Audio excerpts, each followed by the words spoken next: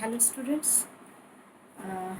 Part third के लिए ये क्लास है और डेवलपमेंटल साइकोलॉजी में हिस्ट्री ऑफ साइकोलॉजी और डेवलपमेंटल साइकोलॉजी दोनों को साथ लेके चले।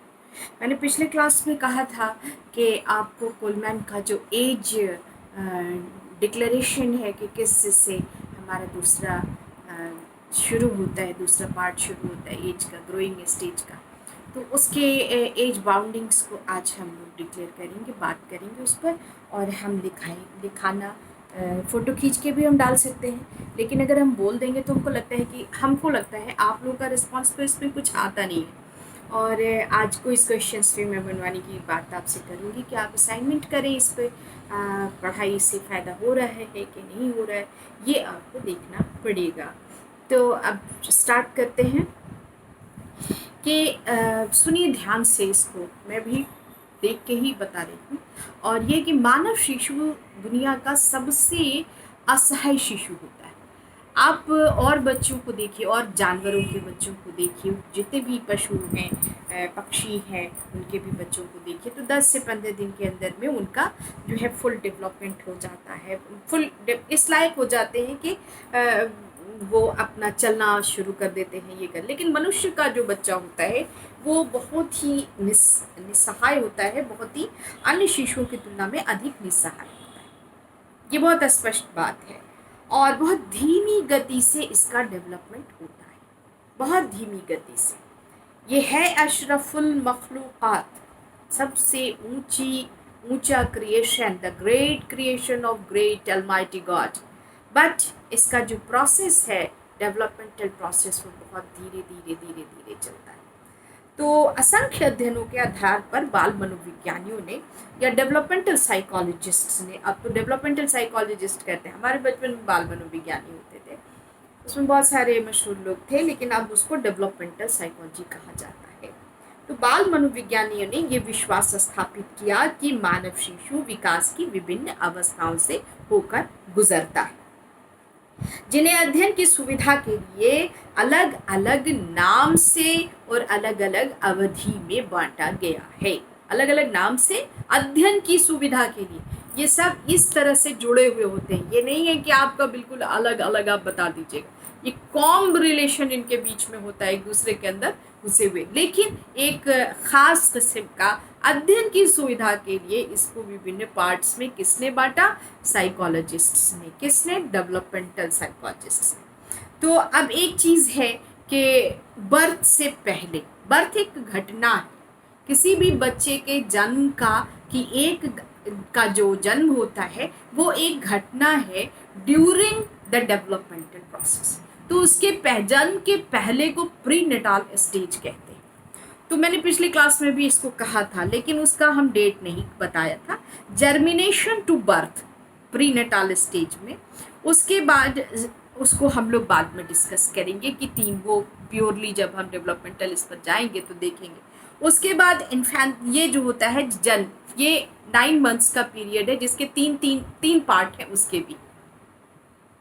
Foetus period, germination period, foetus period, और अभी याद नहीं है, तो मैं बाद में। इन्फेंसी टू बर्थ 2 साल का है, आप इसको ध्यान दीजिए। इन्फेंसी यानी बर्थ के बाद 2 साल तक इन्फेंसी पीरियड कहलाता है। उसके बाद इस सभी अवस्थाओं की आयु सीमा भी निश्चित की गई है, सारी इसकी आयु सीमा भी निश्चित की गई। यद्यपि इसमें इंडिविजुअल डिफरेंस है, कोई बच्चा बहुत तेज़ी से ग्रो करता है और कोई बच्चा जो है वो बहुत थोड़ा स्लो हो जाता है, तो उसको डाउन से स्लो हो जाता है, उसका ग्रोथ उतना ज़्यादा नहीं होता है। तो इसलिए, लेकिन बर्थ से लेके 2 साल के पीरियड को इन्फेंसी पीरियड कहा गया। चाइल्डहुड 2 साल से 12 साल के, लेकिन नए कुछ साइकोलॉजिस्ट हैं जिन्होंने 3 साल से 12 साल की आयु को क्या कहा? चाइल्डहुड। इन्फेंसी को हिंदी में शैशवावस्था कहते हैं और चाइल्डहुड को कहते हैं बाल्यावस्था।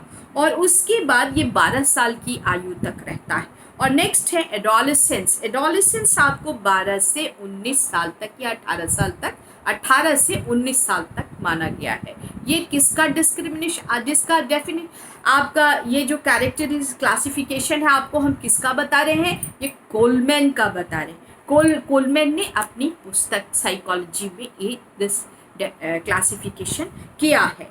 तो एडोलेसेंस जो है आपको 12 से लेके 18-19 साल तक रहता है, और एडल्टहुड 20 साल से लेकर के 60 साल तक रहता है। और ओल्ड एज जो है वो कहाँ तक जाता है आपको, till death, 60 years to last breath of the life, ये ओल्ड एजिंग पीपल में आता है, ये मान लिया गया है। और 60 साल के बाद जो है वो डेवलपमेंटल प्रोसेस बिल्कुल यू की तरह हो जाता है, फिर वापस जो है व्यक्ति, लेकिन अभी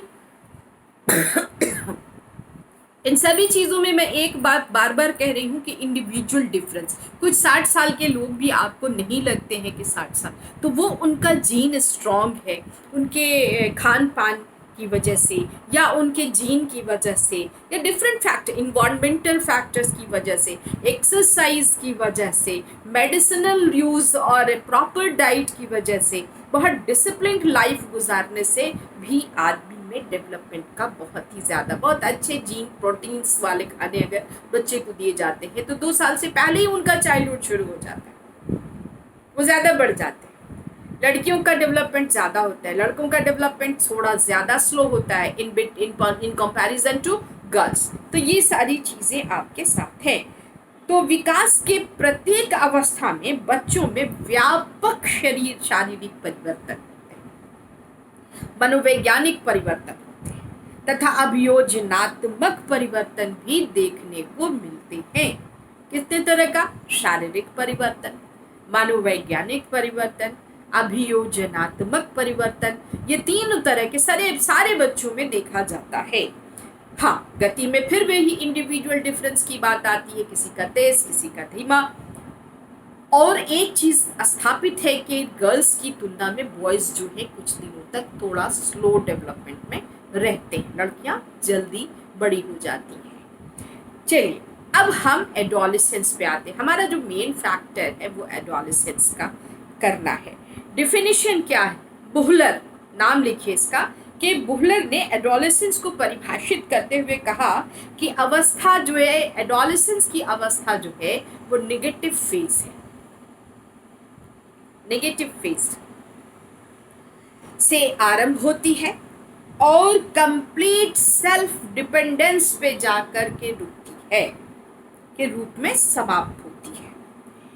किसने कहा, बुहलर ने कहा कि एडोलेसेंस की अवस्था जो 12 साल की आयु से शुरू होती है, कंप्लीट जो है उनका नेगेटिव फेज होता है, और जब ये रुकती है वो 18-19 साल की आयु में, तो सेल्फ डिपेंडेंस के साथ रुकती है, कंप्लीट होती है self dependence.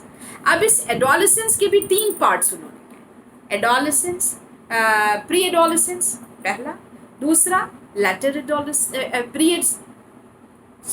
Pre adolescence, adolescence and later adolescence. इसमें भी डिफरेंट, 12 से 14, 14 से 17, 17 से 18, 14 से 16, 16 से 18-19 तक जहाँ तक जाए, 20 से एडल्ट शुरू हो जाता है। तो जहाँ पर 19 या TEEN जब तक लगता है तब तक एडोलेसेंस की अवस्था है, यानी 19 ईयर्स तक। उसके बाद 20 से लेकर के 60 तक आप एडल्ट में है, वो भी 3 पार्ट में बटा हुआ।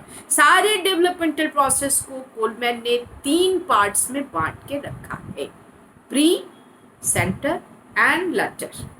ठीक, चाइल्डहुड हो चाहे कोई भी हो, तो बांट के रखा। बुहलर की परिभाषा आप याद करेंगी, क्या है कि एडोलेसेंस को एडोलेसेंस की अवस्था नेगेटिव फेज से आरंभ होती है और कंप्लीट सेल्फ डिपेंडेंस के रूप में समाप्त होती है। इस आयु की सीमा कोलमैन ने अपनी पुस्तक abnormal psychology and modern life में 12 साल से 18 साल तक ही माना है। उसके बाद रिजल्ट्स आने शुरू हो जाते हैं, यानी 18। कोलमैन ने अपनी पुस्तक, कौन सी पुस्तक है, नाम सुनिए, psychology, abnormal psychology and modern life, ये किताब उनकी है कोलमैन की। उसमें उन्होंने ये एज क्लासिफिकेशन किया है। चूंकि एडोलेसेंस की अवधि बड़ी लंबी होती है, लगभग 6 साल की, इसलिए इसे भागों में बांटा गया है। प्री एडोलेसेंस 12 से 14, अर्ली एडोलेसेंस 15 से 17 और लेटर एडोलेसेंस 17 से till the end of the stage यानी 17 से 18। ये इतना उन्होंने किसने किया? कोलमैन ने किया। अब देखिए, आज हम आप लोगों को इसके पॉइंट्स भी लिखा देंगे। देखिए, कोलमैन ने अपनी पुस्तक में एडोलेसेंस की विशेषता को स्पष्ट करते हुए लिखा। कोलमैन ने अपनी पुस्तक में एडोलेसेंस की विशेषता को स्पष्ट करते हुए लिखा कि डेवलपिंग, पहला, ये आपको 10 पॉइंट हैं। मैं इन 10 पॉइंट को वीडियो के साइज के हिसाब से करूँगी, जल्दी जल्दी बोलूँगी। Developing self confidence and a clear sense of identity, पहला। दूसरा, accepting one's physique and adjusting to body changes. Next class में हम समझाएंगे इसको। नेक्स्ट, अचीविंग अ मैस्कुलिन और फेमिनिन सोशल रोल। चौथा पॉइंट है developing new maturations with age, mature relations with age mates. मैंने पीयर ग्रुप की बात पहले कही थी। Achieving emotional independence from parents and other adults. ये आपका 5 हो गया। छठा पॉइंट है achieving mature values and social responsibilities. 7वां पॉइंट है selecting and preparing for an occupation.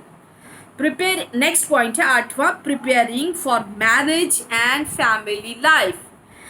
Next point है 9वां, learning to make choice and take responsibilities. ये सीखते हैं ये। Building a conscious value system, last point है conscious value system in harmony with an adequate world scenario और picture. ये 10 points मैंने आपको लिखा है। मैं अगली क्लास में इसको आपको क्लियर भी कर दूंगी, समझा भी दूंगी। तो एडोलेसेंस एज जो में बच्चों के शारीरिक व्यापक परिवर्तन होते हैं। दाढ़ी मूंछ का निकलना, आवाज़ का भारी होना, हाइट में तेज़ी से बढ़ना, लड़कियों का सेक्स ऑर्गन्स का विकसित होना, बदलती हुई शारीरिक बनावट के साथ अभियोजन स्थापित करने में बच्चों को कठिनाई होने लगती है और वे तनाव में भी रहते हैं। इस आयु को डील करने में पेरेंट्स का बहुत ही महत्वपूर्ण योगदान होता है।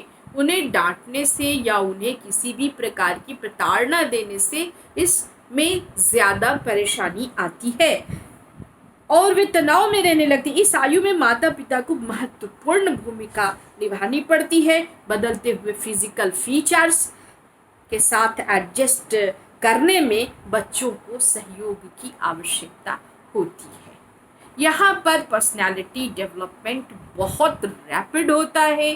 कुछ बच्चे यहाँ पे बहुत ही, अगर पेरेंट्स की सहायता होती है तो बहुत ही खूबसूरत ढंग से एडजस्ट कर जाते हैं, और अगर पेरेंट्स की सहायता नहीं मिलती है तो वो उनके अंदर डिफरेंट टाइप्स ऑफ कॉन्फ्लिक्ट्स जो हैं वो डेवलप कर जाते हैं, जो उनके आगे की ज़िंदगी के लिए बहुत अच्छे नहीं माने जा सकते। That's all. आज इतना ही। दूसरे दिन हम प्रॉब्लम्स ऑफ एडोलेसेंस पर बात करेंगे। आज एडोलेसेंस इतना ही है। बाय।